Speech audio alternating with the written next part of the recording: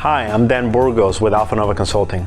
Did you know the number one reason most lean initiatives fail is because the senior leadership of the business does not play their role?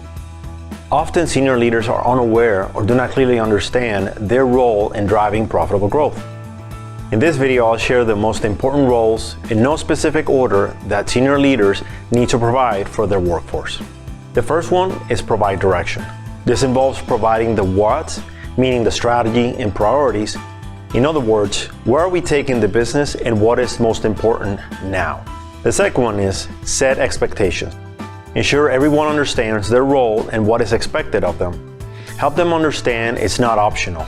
We need to improve in order to stay competitive. The third one is answer what's in it for me. Ensure employees understand this is not about cost reduction, it's about enabling business growth. As the business becomes more profitable, we all benefit with higher wages, better benefits, more perks, etc. The fourth one is provide support. Support can be shown in many ways, such as listening, coaching, removing obstacles, mentoring, celebrating, and recognizing. The fifth one is empower employees. Allowing employees to decide the hows to the whats you provided, even when they don't match yours. The sixth one is involve your employees. Task them with resolving their problems. Give them a role in the implementation. The seventh one is accountability. Make sure you hold employees to their word to show that you're paying attention and that this is important to you.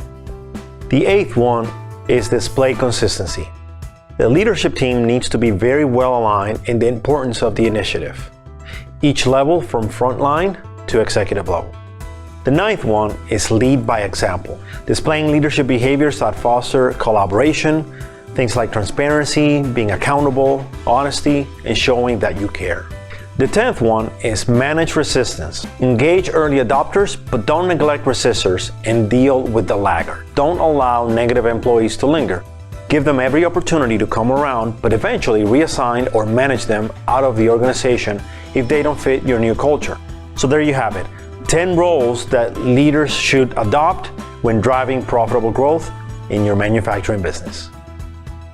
To receive more tips on how to drive profitable growth in your manufacturing business, be sure to hit the like button, subscribe to our YouTube channel, and follow us on LinkedIn.